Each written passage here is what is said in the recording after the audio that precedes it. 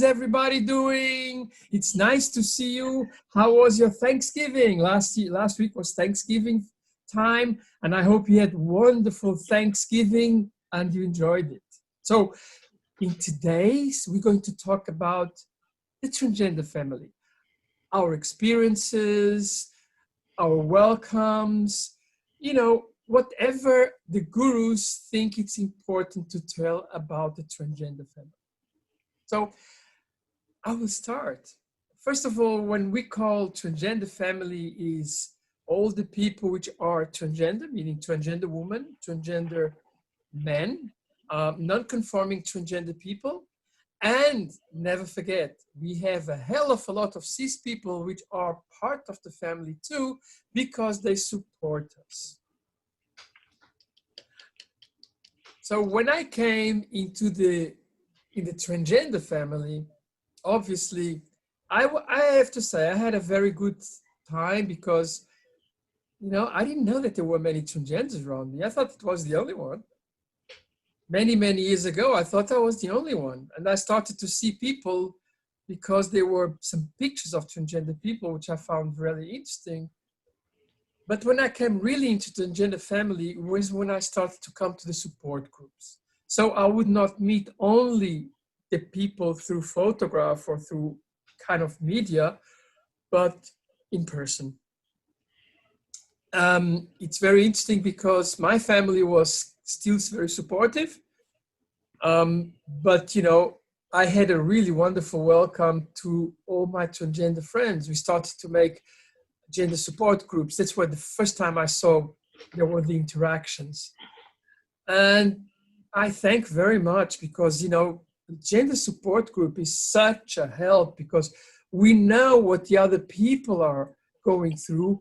And sometimes we ourselves see ourselves from their experiences. So gender support groups, if you've got the opportunity, join them, go and see other people. And then of course, when you are in the gender support groups, you kind of meet friends. Not everybody's going to be your best friend, but some of the people are. It's just in normal life. I mean, throughout my transgender, well, I have to say not many doors were closed, probably one or two. But the other side, there were a whole of a lot of other doors which were open. And nice doors, nice people with some incredible experience. And mostly people with the same experience that I had. And we could talk eye to eye. And we could talk about our experience, what we did. And, having the feedback that these people had very similar experiences. Now, mark my word, transgender people are as diverse as you can find them. You've got the young ones, you've got the old people like me, you've got everything. You've got transgender men, you've got people which have wonderful experiences, you've got people which have got difficult experiences. I mean, if there is one wish I hope that I really can, is to fund and help more transgender people, because I think many of them, they go through such a lot of difficulty. Acceptance is so important. And to have someone to lean on in a day that you suffer something is so important. And don't forget, when you transition, you go through a lot of change.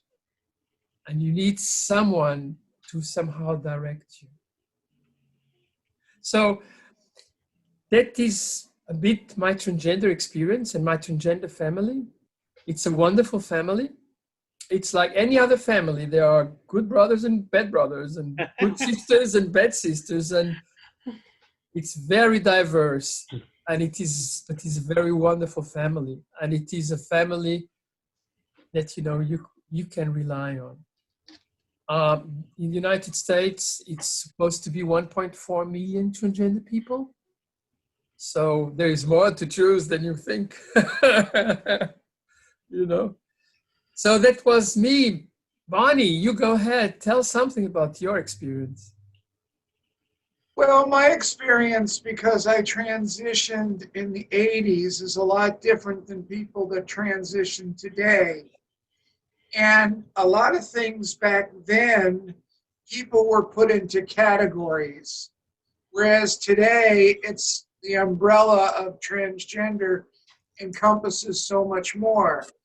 And with that being said, I just want to let people know that there is no right, there is no wrong, there is no script.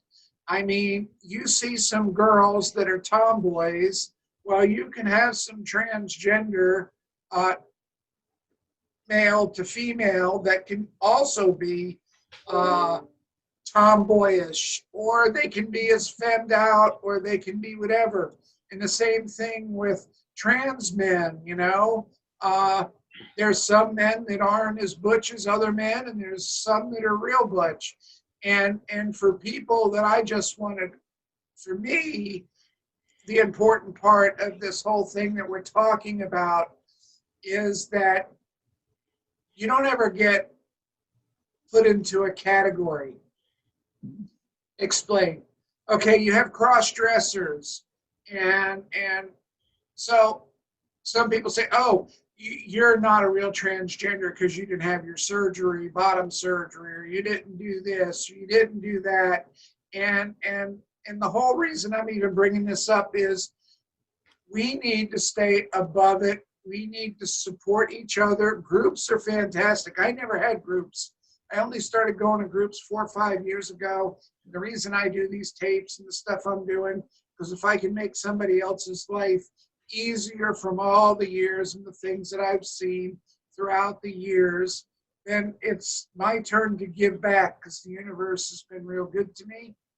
And so with that being said, that there is no right, there's no wrong. Some people go on hormones 2, 3 years before they transition. Some people just boom, transition and deal with it. And as far as all the other stuff in between, it's noise. Because let me tell you something, when you grow up as a young kid and you go through teenage, you learn, you figure out who you are and who the person is. Well, the same thing happens depending on what age you are when you transition. The older you are, you have to like relearn or recalculate all the things that were in your past. But all that's good, because all the things in your past makes you who you are today.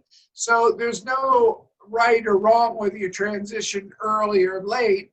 I'm just saying the earlier you transition, there's less stuff that you have to deal with as far as going through that cycle. And the older you are, there's more stuff that you have to overcome, not just figuring out who you are, but like unlearning a lot of the things that you had learned.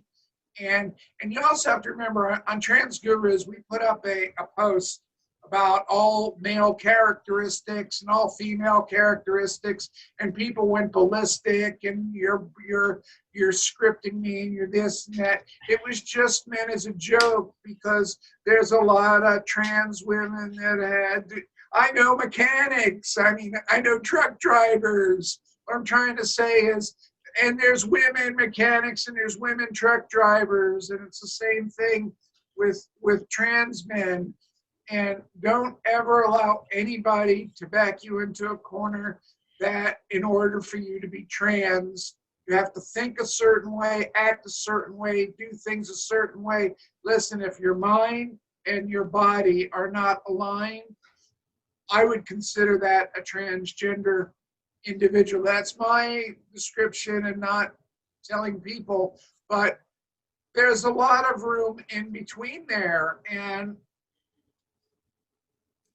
some people might be gay or be feminine and gay, or be, what I'm trying to say, and you may not fit into the transgender scope.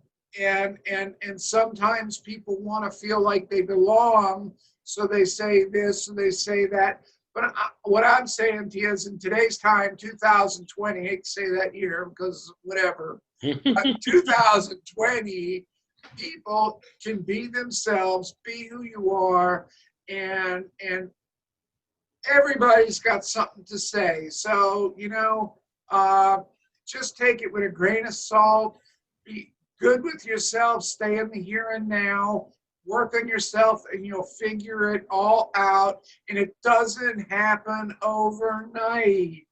Wisdom is learned, it's not taught. So if you're willing to put the effort out, and that's why the groups, just like even these things that we're doing here with these talks, it's food for thought. Oh, I never thought that way, or I never felt that way, or I didn't even realize that I fit into that. And when you have all those different things and you just stay above the noise and live every day like it's your last, enjoy it, love yourself, love who you are. And even though other people might not, the better you do, the better the relationships you can have going forward. So it's very, very important to take care of yourself and go from there. That's my thing. Bonnie, I have to tell something, because one of the great things about Transgurus is the experiences that we have. And you are a pioneer. You are a transgender pioneer of the modern era, because you were, you had your surgery many, many years ago. How was it then? How was, being a transgender when you transitioned? Well, I'm going to tell you something. Was transgender really accepted and all that? No. But I felt good with myself because I couldn't go on the way I was. And I loved myself, and I couldn't get a job, so I had to start my own business. And there's all kinds of things we can look at. But today, I'm so thankful I couldn't get a job, because I could have never reached levels of success if I hadn't been self-employed. But with that being said, back then it wasn't, but I fit because I loved myself, I respected myself, and back then there was all these categories that they used. I remember, I'm going to tell you this one last one, not that. My dad paid $1,000 for me to go talk to some stupid doctor. This is back, I think, 1979. And he asked me 3 questions. And one of them was, did I look at men's butts? And I said, no. So he told my dad I was a fetishistic transvestite. Now, 3 questions he asked me. And because one of them I didn't look at men's butts, I was a fetishistic. That's what I'm talking about. Back then, they used to always try to classify you and put you in categories, and whatever the reason was. But, so back then it was different, and there was pressure, and back then, if you were trans and you didn't have bottom surgery, you weren't really trans. Oh, no. Or if you were, there was so many closed-minded stuff. Whereas that's the reason I brought it up today. There's like young people, and they can fall into the category of pansexual or this or that, where they can have time to figure out who they really are. Some of us know, some of them don't know. Some of us, they like certain aspects and they like certain things, and there's lines you cross. So today is a different world than my world, and it's a much better world to grow up in and to transition, and the acceptance that there is. I couldn't, for medical insurance for 30 years. I had to make sure that nobody ever found out I was trans, because I couldn't get medical insurance.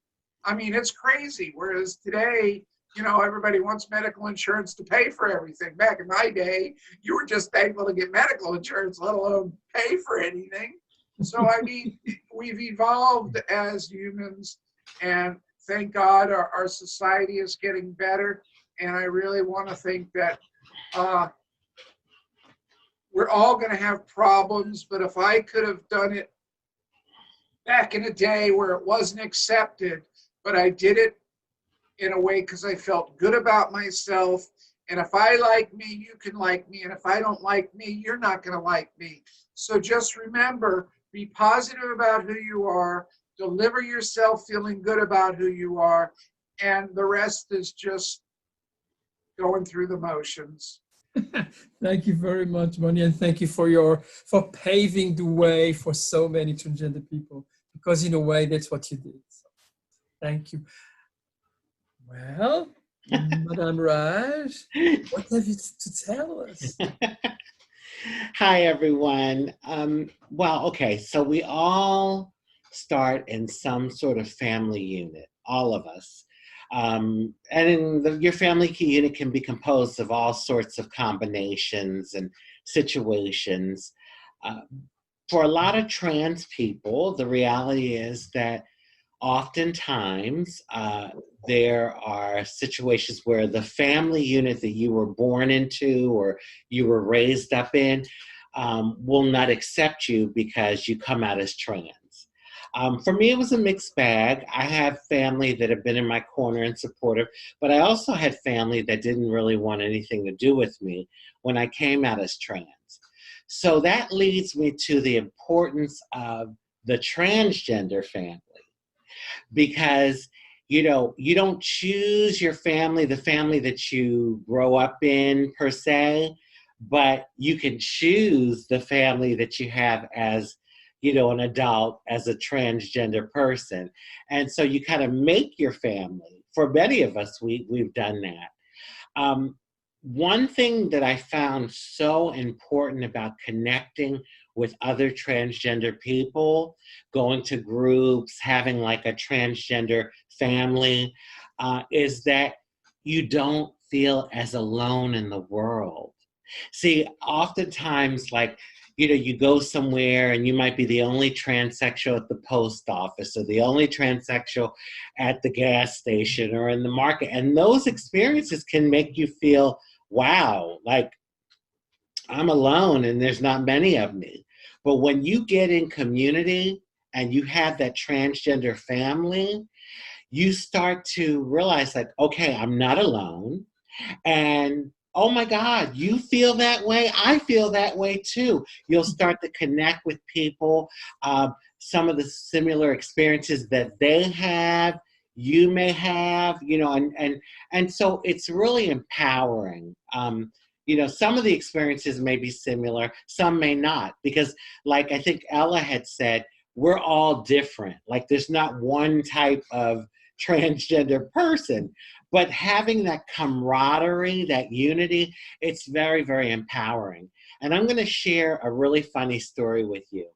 So when I started transitioning, even my supportive family, what I found is that they never want to give you encouragement, because oftentimes they feel like that's promoting and like co-signing, for lack of a better word, co-signing onto what you say you are. So like me coming out as trans, well, I'll support you, I love you, and I support you, but you don't really get like that pat on the back, because in their minds, if they compliment like, oh, the dress you have on, or the hairstyle you have, or compliment you in many ways, they will feel in their mind like, oh, if I do that, I'm encouraging the transgenderism. And that I'm speaking from my experience. I saw that a lot. So you don't even have that guidance. Now, this story is funny because when I started wearing makeup, I would put foundation on, but I didn't know that you had to set it with powder. I didn't know that. So I'm like finding my way. And many of us, because we didn't have, nowadays there's more resources, but back when I was transitioning, we didn't have the resources. So you kind of had to find your way, find your own way, and you're kind of stumbling along and like, you're trying to find the right foundation that works for you and the right outfits that work for you, because we all have different body types, and it's just a lot of things, the hair and figuring out, and I'm talking on the physical, I mean, the whole emotional support that's a very important thing, but that's a whole nother topic. But in regards to this funny story, I'm putting on my foundation every day and I'm not setting it. So literally, I'm walking around with this like shiny, like drippy face. Like, I mean, I can't even find the words, but it didn't look good. And I never forget this trans girlfriend of mine. She pulled me aside and she says, "Girl, what are you doing? You have to, do you powder your face after you put your foundation on?" And I'm like, "No." And she's like, "Girl, you have to set your foundation.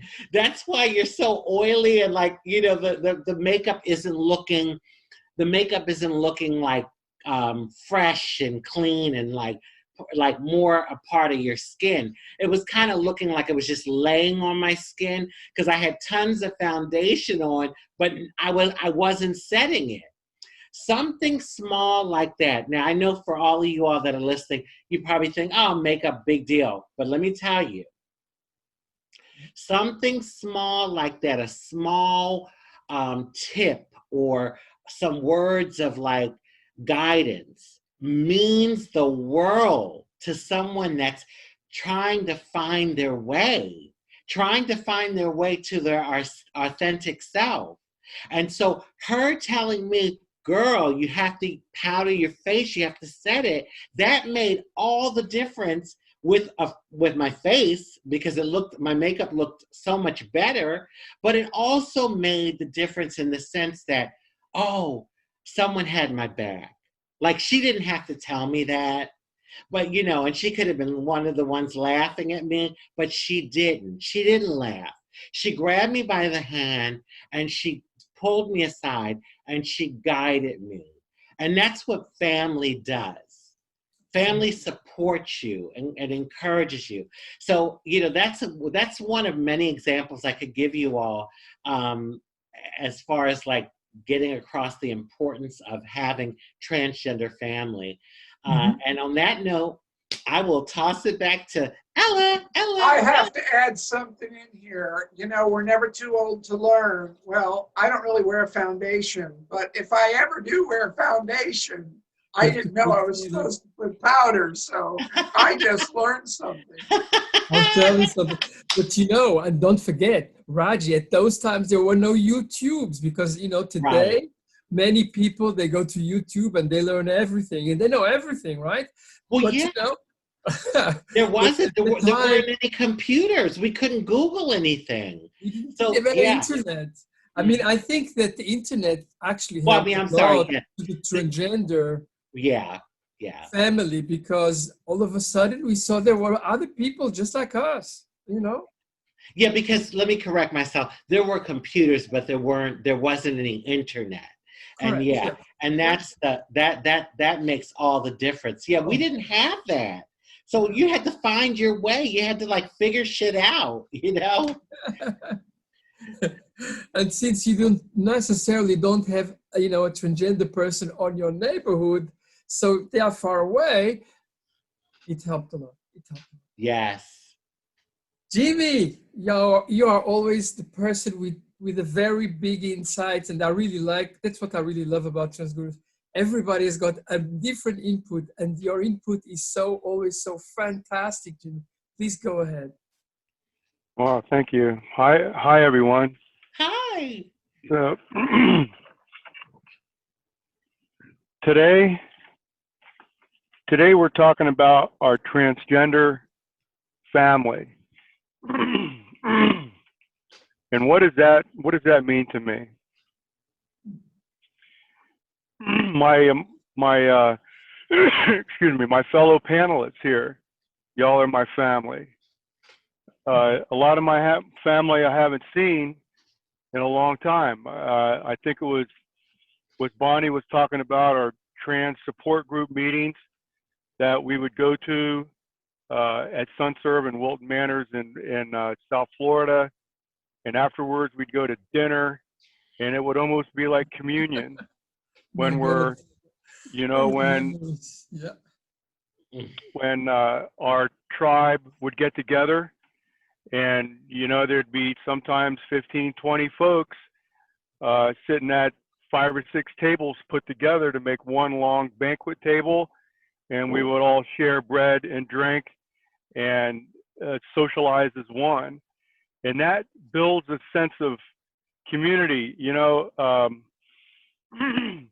humans we're communal creatures, and even since humans, I think, are one of the only creatures on the planet that a human baby, without immediate nurturing and care, won't survive. And so that need for human contact is instinctive. And for a transgender person, who I think what Bonnie or somebody said, there's only, you know, less than a couple million in the whole United States. For us to find folks similar, you know, I was listening to a Simon Sinek, who's a motivational speaker. I was listening to one of his videos the other day, and he was talking about how humans, you know, we have a need to, a sense to belong. So like his story was, you know, you got someone in Los Angeles, is in another state, and then they run into somebody from Los Angeles. It's like, hey, wow, you know, you're from LA. Yeah, me too. You know, or then if you're in the other example he uses, like you're in Paris, and then you know, you're from Los Angeles, but you're on the train, and then you hear somebody that's speaking English from New York, and you're like, oh wow, you're from the United States. Yeah, okay, then you all have that commonality. Sure. Well, same with the trans community. You know, it's like I go to the gym, and I know that there's a couple other trans girls there, and you know, we always say hi to one another, and there's a sense of community, a sense of family, and the degree in which a human, we are communal creatures, we naturally seek out folks that are similar to us, and that's where we feel most comfortable, and there's a higher level of trust, and many positive things. I like what a lot of folks said here.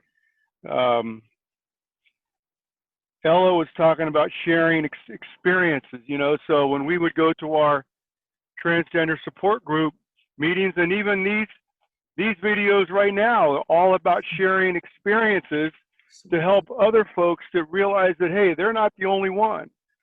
You know, I remember when I was first going to some of these meetings, I'm looking around at all the other trans girls in the room, and I'm like, you know, there's just everyone was different. Everyone's different. And there's no set plan. I think it was Bonnie saying everyone's got their own path to their own sense of self-mastery. And to be able to be in a family that is shared, you know, everyone to some degree or another seeks self-mastery. But for a trans person, that's way, way, way, way above what would be considered, you know, normal for like a normal person. But I think just what I wanted to touch on was our family. You know, we have our blood family, and then we have our, I guess it's chosen family, and then we have our extended family. And I know when I am in either like Wilton Manors, Florida, where the whole LGBT community exists under one flag, you know, I'm surrounded by my brothers and sisters. And there's a sense that we just feel comfortable, and we feel like we're part of the tribe. And I know it was about a year ago, June in 2019, we didn't have Pride this year, but it was last year's Pride. I remember after the parade, and I'm sitting in one of the local watering holes in the center, in the hub of Wilton Manors, which is the LGBT community in South Florida. And we all were in the trans parade that I was in. We were given these little flags, little trans flags. And I had my traditional martini, and I stuck my trans flag in my empty martini glass and videoed it and posted it on Facebook. And I said something like, today is the day that my tribe, along with all other tribes, get together as one. And I don't know, I got like so many comments from that. It was like We even have our own flag. I think we mentioned this when we had a video a while ago on Pride. You know, the trans community, we have our own symbol, we have our own flag, we have, you know, our own terminology, you know, so we have like our own ways to communicate with one another. It's almost like I want to say our own secret handshake. You know, the trans community, we're, whether you know it or not, we're a very tight group of folks that somehow or another we lean on one another to provide support for one another. And that's what I would like to celebrate today with this video, Ella. Jimmy, as usual, your words are absolutely fantastic. I really thank you very much. I think with those words and, you know, our sense of community, our sense of, well, sisterhood, brotherhood, and eatswood, because there are many people gender non-conforming, so I don't want to forget you guys, or girls. I thank you very much for listening to us. Please look at us in YouTube.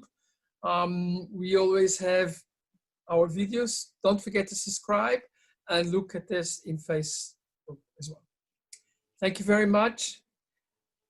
Bye, everybody. We'll see you hopefully next week. Bye, everybody. Bye. Bye. So how was that? It was good, I think.